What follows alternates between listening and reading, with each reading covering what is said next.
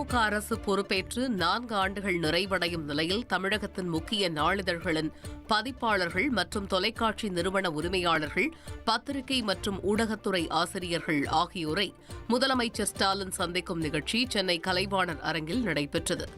இந்த நிகழ்ச்சியில் மாலை முரசு நிர்வாக இயக்குநர் இரா கண்ணன் ஆதித்தன், தினத்தந்தி குழும இயக்குநர் சிவந்தி ஆதித்தன் உள்ளிட்ட முக்கிய பத்திரிகைகளின் நிர்வாகிகள் நிகழ்ச்சியில் பங்கேற்றனர். தொடர்ந்து நிகழ்ச்சியில் பேசிய முதல்வர் ஸ்டாலின், அரசின் திட்டங்களை மக்களுக்கு கொண்டு சேர்ப்பதில் ஊடகங்களுக்கு முக்கிய பங்கு உள்ளதாக பாராட்டு தெரிவித்தார்.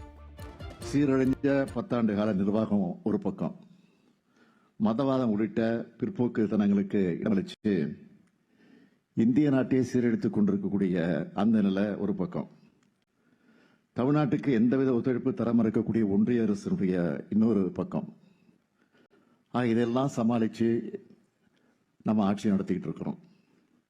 தமிழ்நாட்டை மீண்டும் வளர்ச்சி பாதையில் கொண்டு போகணும் என்ற எண்ணம் தான் எனக்குள்ள இருந்துச்சு. சரியான இலக்கை நிர்ணயிச்சு அதை நோக்கி உறுதியாக பயணிச்சு நிச்சயம் சாதிக்க முடியும் என்பதற்கு இந்த 4 ஆண்டு கால திராவிட மாடல் அரசு சாட்சியமாக